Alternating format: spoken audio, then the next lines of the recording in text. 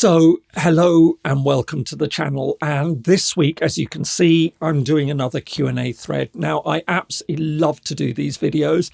I'm just sorry that, as always, I receive far more questions than I could possibly hope to answer. So I'll try and tackle as many as I can. If it helps at all, what I will do is I will put in the description below a link to the various questions that are asked in the videos. So if you want to skip ahead and look at a particular answer, that's your opportunity to do so. But of course, please do feel free to watch the entire video. Before going any further, I'd just like to say an absolutely huge thank you to everyone who's subscribed to the channel, everyone who regularly contributes, and especially to the channel members. They make a huge difference with their, regular contributions and support to the channel. So thank you very much to all of them for that. So let's get started with the first question. So Scott O'Donoghue asks, should the EU ever become a state? As somebody who's pro-European, how would you like to see this happen? Would you want a strong central government, a loose confederation, perhaps only a military, foreign policy and customs area unifying the members? Scott, I have never, ever hidden my support for the European Union and for the idea of European integration. I think it's incredibly important. I think we see all sorts of advantages that come out of it. But of course, there is a huge debate about where Europe should go. Should this be a project which fundamentally respects the nation states and just works within, if you like, the boundaries that it's already set for itself? Or should it be something that becomes far more integrated, almost to a United States of Europe in a federal model? I guess, and it's a very strange debate now for me to be having because, of course, Britain has left the European Union, something that, I really don't hide the fact that I think has been a disastrous decision. But I think it has also shown up the benefits of the European Union with all the consequences we can see from Brexit. But I am aware that it now seems a very odd question for me to have to be answering. But I do think that the European Union benefits from closer integration. I can see the argument for saying, well, it's got to be done at a sensible pace. It's got to have democratic legitimacy. But overall, I have always lent, I think, more towards a federalist approach to the European Union. I think that it makes a lot of sense. But also, I do feel that certainly for the foreseeable future, that it's important to keep the idea of the different member states as separate sovereign political entities in place. I'm not necessarily in favour of dropping that as a step, certainly at the moment. Who knows where it goes in the future? But I think it's also possible to consider that, rather than have to conceive of the European Union as something which is fits the mould of the traditional nation state, that we can perhaps look at it in a rather different way, that it doesn't have to be something that we conceive of in state-like terms and sort of make it fit the mould of countries as they exist at the moment, that this could be something new that allows states to continue to exist, but if you like, have another layer that allows them to work together where there are the best advantages. And I think maybe this is probably where my overall philosophy lies, which is in this concept of subsidiarity, which should be and is in many ways a fundamental principle of the European Union, that decisions should be taken at the most appropriate level. Now, if it's a question that what we can see is that it makes more sense in certain policy areas for the European Union to work together, then let's try and pursue that goal. But at the same time, it just really is important, I think, to bear in mind that there will continue to be areas which are much better handled by what we would consider the current member states. And there will be many areas which are much better handled by sub-state units. So whether that's municipalities, city councils, whatever. So I think that that's probably the most important thing that should drive everything in the European Union. Where a decision been made, and is this the most appropriate level for those decisions? So I think overall, my view is very much an integrationist. I still believe in the European project. I think that it's been wonderfully beneficial. But I can also see the argument that this needs to be an evolutionary process that brings on board countries and peoples to achieve the best possible results. So Marcus, a new channel member, and a warm welcome to you, Marcus, asks about, what do you think about President Biden's comment that the US will defend Taiwan in the event of a Chinese attack? How significant do you think this is? I think there was a lot of people who heard that comment and were rather surprised because, of course, the United States policy has always been that, yes, it will defend Taiwan, but it hasn't really stated it quite as openly as President Biden recently did. And, of course, what we've seen then is a lot of US foreign policy figures row back on it and say, look, it's a little bit more complicated than that. And it ties in with the question of, just speaking off the cuff that politicians will sometimes do. But, then that is taken as sort of the gospel truth of the country's foreign policy, when obviously things can be a little bit more complicated than that. And I know everyone would say, well, he's the president. Of course, he speaks with the authority. But, there's a long-standing approach to Taiwan that I think the United States is very keen. It's taken a lot of thought that goes into it.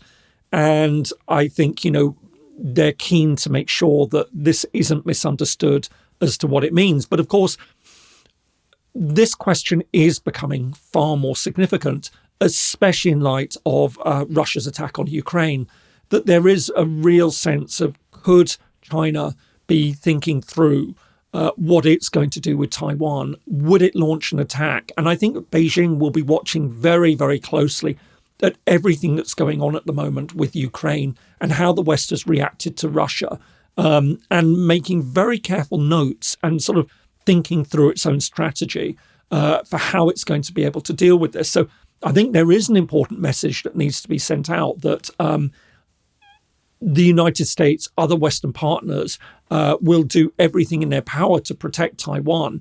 And again, remembering that the emphasis was also put on that, all the countries respect the principle of a one China policy, that Taiwan can't be allowed to become a fully independent state, but at the same time, it cannot be reintegrated into China through armed force. This has got to be a negotiated process. So I think it's about finding that balance between the two. But I think we are at a crucial moment at the moment where a lot of decision makers in Beijing, again, will be looking at what's happening in Ukraine, might be thinking, well, can we step in to take Taiwan by force? And so I think it is important to be sending out that message at the moment that that Taiwan will be defended, but at the same time, again, and emphasizing again that there is a policy that this isn't about setting up a separatist regime in Taiwan leading to independence. It's about having a negotiated process which will respect the one China policy. So there were a couple of really great questions about the United Nations. So Glazer28 asks, what are your thoughts on the perception that the UN is useless? And what would be your best example to counter this kind of mindset to those who are not as well versed in international relations? And Burning Paladin 1 also asks, the UN is often derided, especially online, as a useless institution. What are some of the UN's achievements which you would highlight as a counterexample to this claim? It's really interesting that you do hear a lot of this, that the UN does nothing, it's useless, it's just a talking shop. And I always feel really, really uncomfortable with these sorts of arguments that one hears, because I think the UN is an incredibly valuable organisation. But I think we also have to understand that it naturally has its limitations, and that really underneath it all, for the lack of its ability to do things in certain situations, would we be better off without it? Absolutely not. Because, yes, I mean, people would say, but the Security Council gets blocked. You've got the veto that Russia means at the moment that we can't take any action, over what's happening in Ukraine, that the United States will veto certain issues. So, for example, questions to do with Palestine, China, although traditionally not a country that's used its veto a lot, is now showing a lot more willingness to engage in the Security Council and block things. So, there is a real sense of concern about what the UN can and can't do. But I'm absolutely convinced that we would be far, far worse off if we didn't have the United Nations as an outlet for being able to discuss a lot of these things. And I think tied to this, there are two sort of other key points that I'd make, which is, one, it's very easy to forget that the UN isn't just the Security Council. It isn't just the General Assembly. There's a whole range of other bodies and organizations and institutions that are tied into the UN, which are incredibly valuable, which provide a truly valuable mechanism for countries to be able to talk to each other and to discuss policy concerns. And, there are a lot of areas where they will sit down and work out ways of taking forward international politics in I think, in a manner that is incredibly healthy. And I think, we mustn't lose sight of that. And I think the other thing to bear in mind is, for all of its imperfections, the argument that, well, maybe it should just be disbanded, countries come together, so for at one point there was a talk of some sort of United Nations of democracies. That just isn't going to work. It sounds like a fine idea, but it's not going to have any legitimacy at all. And in fact, it will make things far, far more dangerous around the world, because what you will then have is, if you have the Western democracies, joining up together to say, well, we've set up an alternative to the United Nations, which respects the rule of law, that is trying to do good, you will then have a whole bunch of other countries that are left out of it, which is simply say, well, you know what, these Western values aren't our values. We will team up to stop it. And I think then we get into a very, very dangerous world of fractured international politics. And so, again, for all these arguments saying that United Nations is useless, it isn't there to be world government. It isn't there to be a sovereign that sits above all of its individual member states. It's there to be a body that tries as far as possible through consensus to reach joint decisions on how to tackle key questions for international security, international development, alleviate things like poverty, deal with health crises, all of these things. And the fact that we have 193 countries sat there, very, very different countries, means that it's never going to be able to speak on everything with a single voice. But, where I think it does provide incredible value is actually providing an opportunity for countries to talk with one another. So I tend to actually get a bit defensive about the United Nations. And this really isn't about saying that I gloss over its failings. We can all see very, very clearly what the failings of the United Nations are. But it is very much a sense that this is a body that does tremendous good, taken all together, and that we would be a lot worse off if we didn't have it.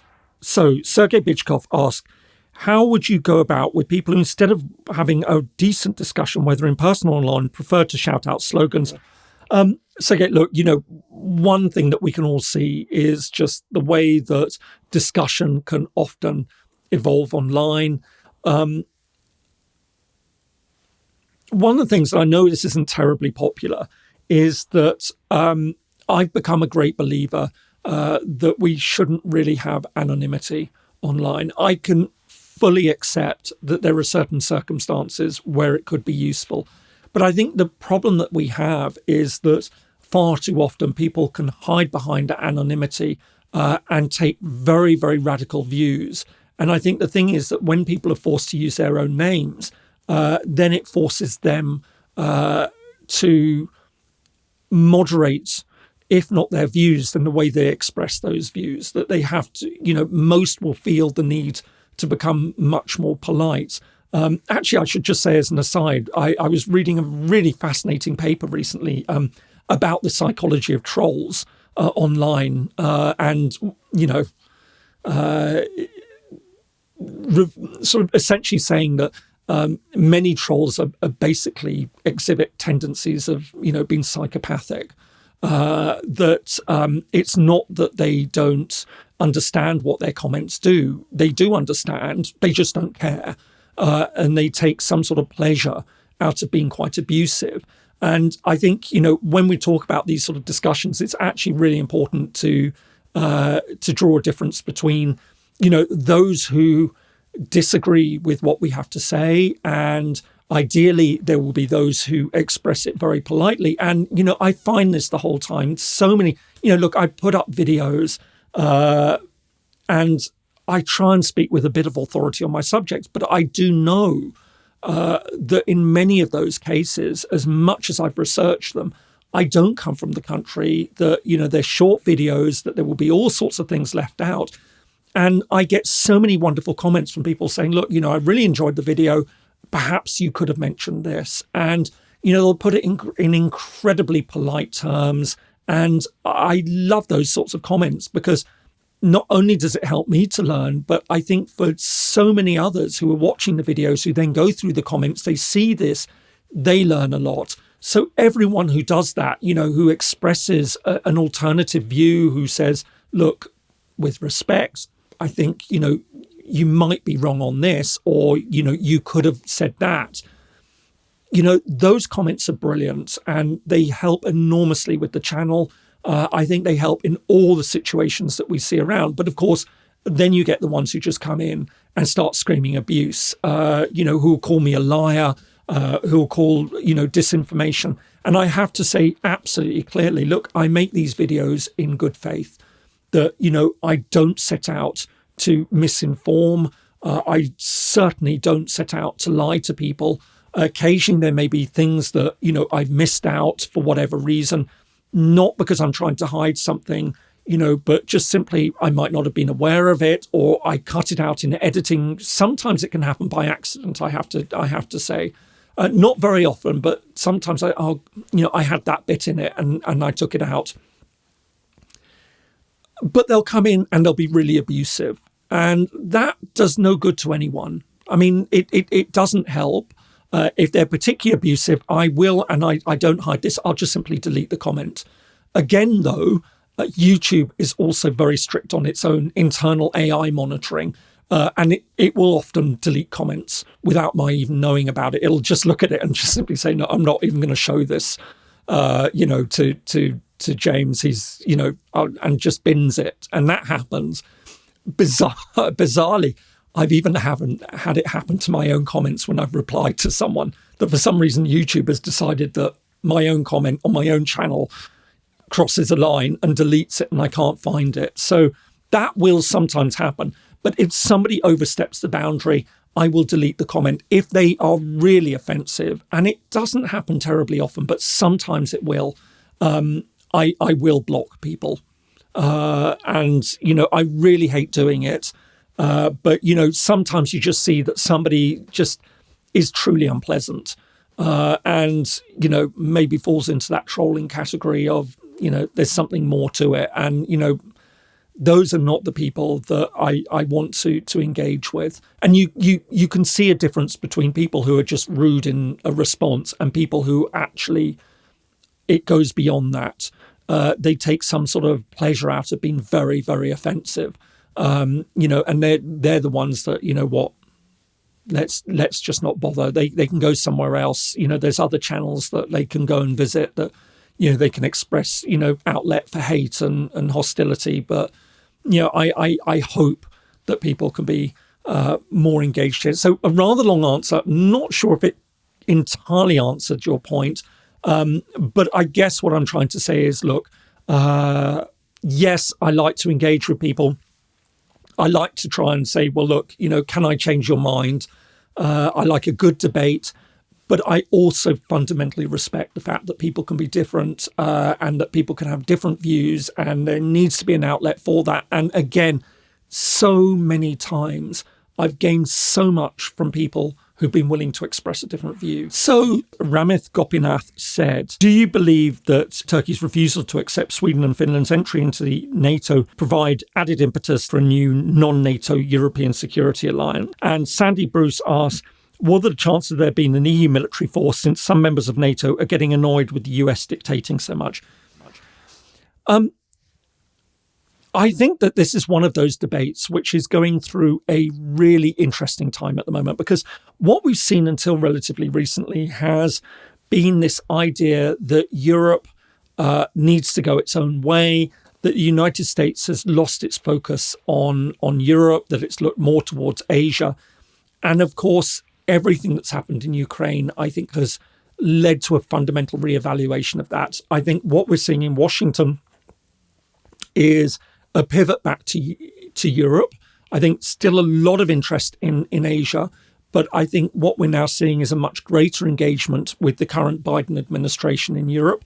And I think that there is also a greater understanding in Europe that while the European Union could certainly have its own army and its own defense structures, in many ways, NATO might remain the best way of doing that, because it can involve the United States, which, again, after the Trump era, where it was very disengaged from Europe, is now getting much more involved again, and can involve those members of Europe that aren't members of the European Union. So, of course, that's Britain at the moment.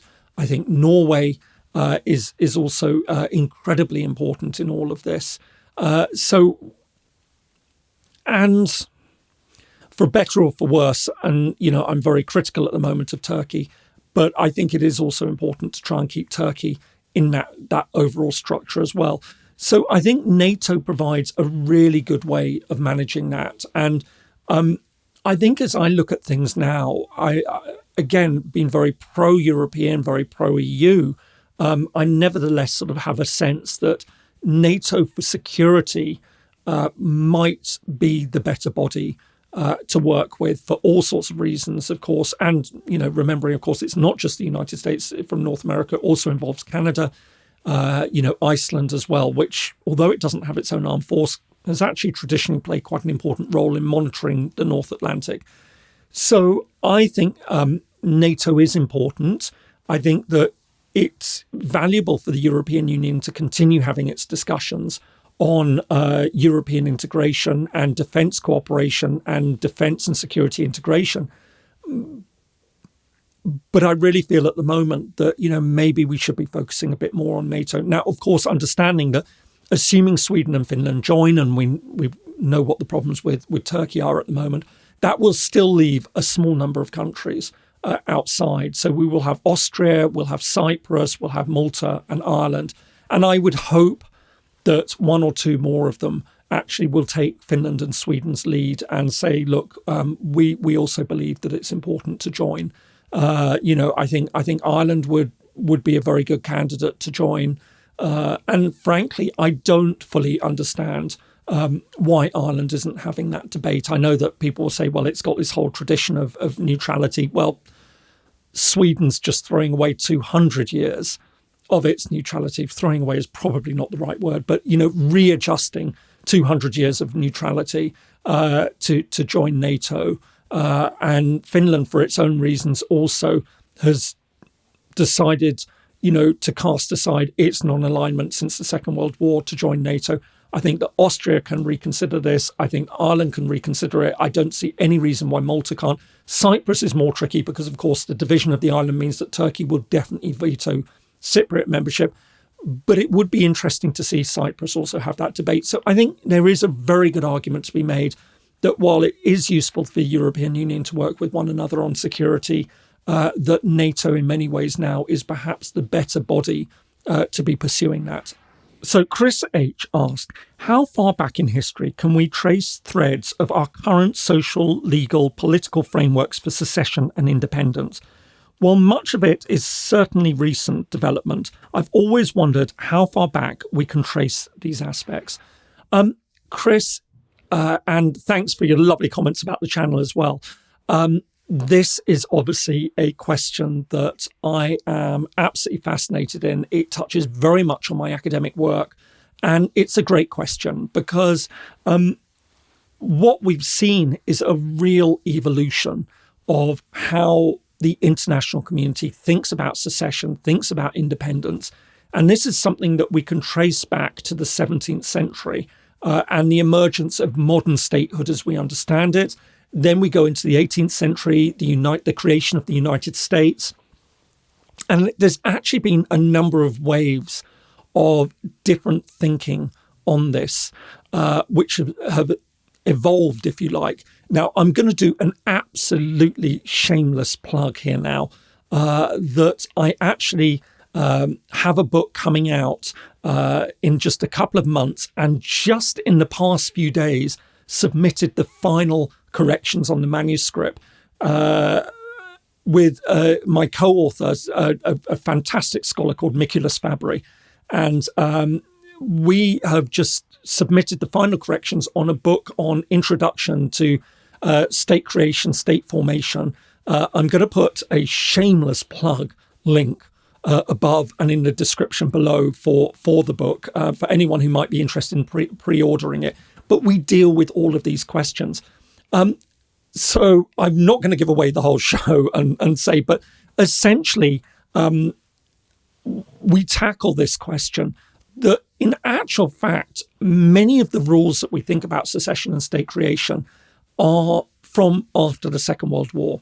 There used to be the principle that, frankly, it was, the idea that if you managed to prove your statehood, if you managed to survive, somehow carve out a country and survived, then you deserve to be recognized. And what we did is, after the Second World War, we moved into an era which was a very different era, where we talk about self-determination on the one hand, but territorial integrity of states on the other, where it was incumbent on states to respect one another's sovereignty and territorial integrity.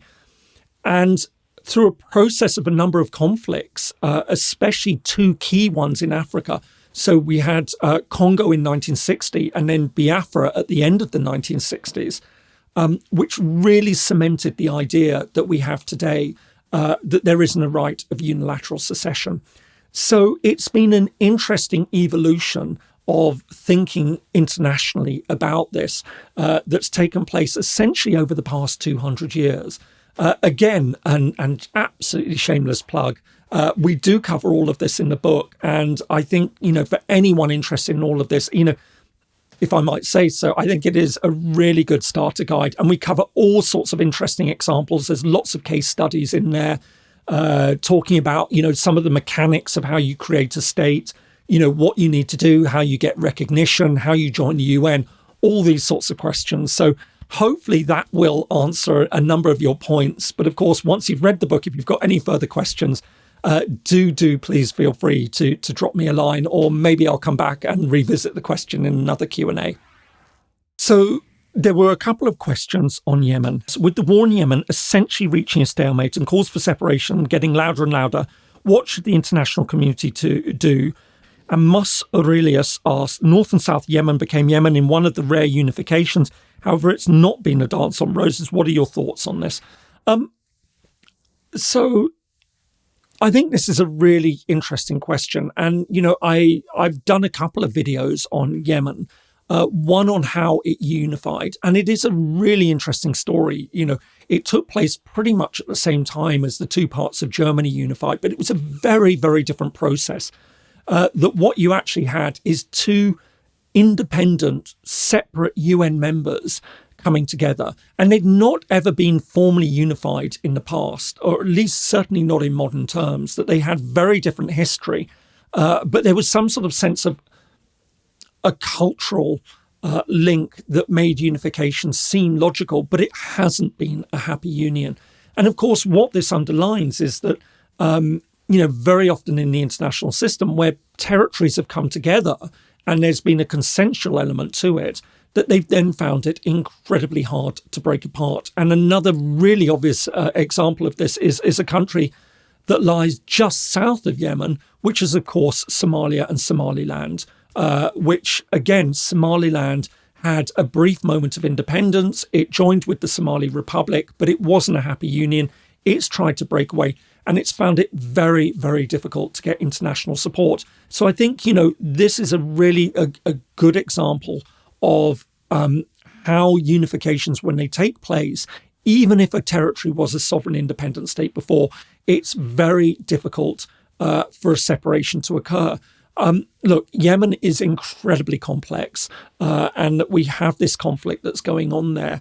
I think my overall view would be, why not? That I think there is a legitimate argument to say, well, look, if there is a way of organising this efficiently, effectively, so that we can have an accurate view of what are the wishes of the people on the ground, then maybe this is something to consider. But of course, this is incredibly difficult to do under the current circumstances. So I think, broadly speaking, in sort of theoretical terms, why not consider this? But how we go about it practically, I think, is incredibly difficult at the moment to see exactly how that would be done. And it would take wider international support. I think that much is very clear. And again, we run into the problems in the UN Security Council that one country can block. And, all it would take is for one country to simply say, we don't accept that.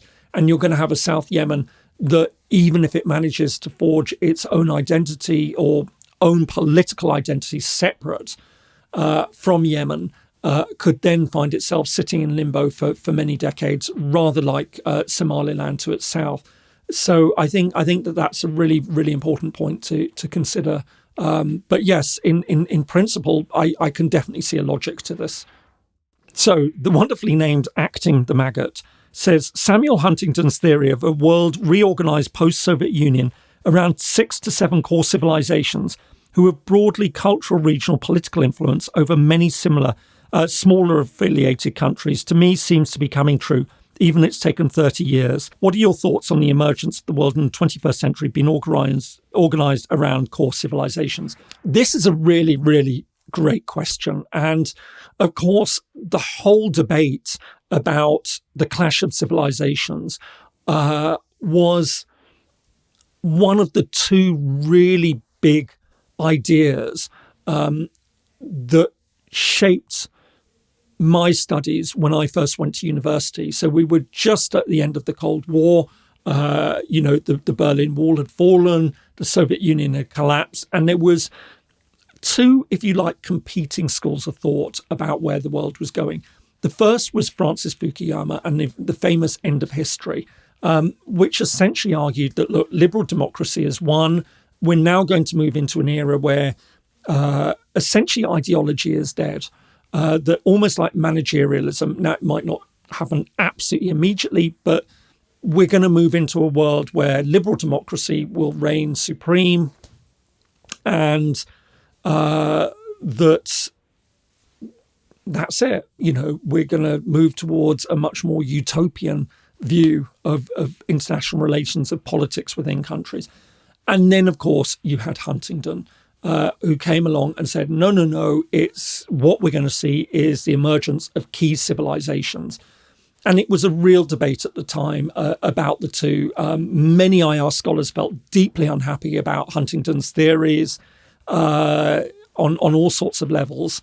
And I think many of us were incredibly complacent that, the Fukuyama argument was very compelling, that, maybe the world now realizes that, liberal democracy is the way forward, that, we're going to move in this sort of this direction. It's going to be a much more peaceful world, hopefully, as a result of it. I think it's really difficult to say. I mean, certainly there are elements that would seem to suggest that Huntingdon's vision of the world is coming true. And I have to say, I actually remember meeting Huntingdon. I was living in Cyprus at the time, and he came and spoke at a conference there. And he was a huge name at that point. I mean, really huge. We get these invitations all around the world, and I guess the equivalent of an IR rock star, if you like, or something like that. But it was, even if you don't agree with what he had to say, I mean, you'd want to hear what he, him speaking. And I think that we have ended up probably in a world which is closer to Huntingdon's. But I'm not sure that I'd agree that, no, I don't think I'd agree that we're seeing these sort of civilizational aspects to it. So, for example, one of the things he spoke about was the Orthodox civilization, which sounds good. But what we're actually seeing at the moment is how that has fractured. And it isn't as simple as, Russia leading a particular subculture that would fall in line behind it, that we have many Orthodox countries now which have gone completely against Russia on this. I always felt very uncomfortable with the idea of this sort of single Islamic world, because I think things are far more complicated than that we actually see various forms of thinking within the Islamic world, various traditions, which, we can't speak in just simply monolithic terms. So I don't think that Huntingdon has been proven right. I don't think he's been completely proven wrong, on the other hand. I think it sort of sits somewhere in the middle of that. But I think, like a lot of others, if only the end of history thesis, the victory of liberal democracy, which, for all the criticisms and complaints about it, and I think we can all see the faults in the system, I think represents a much better form of political governance than the authoritarianism that we're seeing in so many places. Luxembourgish Empire asks, if you could solve one dispute between countries forever and be credited for it, what would it be and why? It's probably not going to surprise you if I were to turn around and say Cyprus, because this is something that is incredibly personal to me. My relationship to Cyprus goes back 30 years. I've lived there. I've worked on the Cyprus problem extensively, and not just from an academic point of view. Yes, I've written a lot about the Cyprus problem, but I have been involved in the talks aimed at reunification. I've seen how close that we've been able to get to it. And, saw it firsthand what happened in 2017, and feel that we have had all these missed opportunities. And I've seen the results of this division in very real terms, what it's meant for people's lives, what it's meant for those Greek Cypriots who were forced from their homes. Now you've got generations later where, people will still call themselves refugees, even though, their grandchildren now have been born away from the villages which they were forced to leave in 1974. And I think this has been a huge tragedy. I think we've seen the same for the Turkish Cypriots. Many had to leave their ancestral homes. They are still very much isolated. And I think the sad thing is that we can track down lost opportunities, so many lost opportunities, and both communities at one point or another I think have missed that chance to reunite the island. And I think that we are at a point where it's becoming increasingly difficult to see how the island can be reunified. And many people are comfortable with the status quo. I'm not. I think it's very dangerous. I think that it doesn't serve the island well and the people of Cyprus well. I'd love to see Cyprus reunified, and not necessarily taking credit for it, but just simply because this is something that I believe in and I think is right and I would love to see happen. So I think Cyprus would be top of the list, not because it's the world's most important problem, but because it's one that means so much to me personally. And as I say, having been involved and knowing the intricacies of the problem and knowing that this could be solved. I mean, people say it could be solved. It could be solved in a month if there was the political will to do it. We know what a settlement looks like. So it's not a difficult problem to solve in terms of what would be the end outcome. It's just so difficult because I just don't believe that there's the political will to try and solve this from all sorts of quarters. So the last question is from Nabil Alhami. How much time does it take to make a video for the channel, especially the field reporting ones? The simple answer is far more time than people might realise. a lot of work obviously goes into researching the videos. I try and be as meticulous as I can.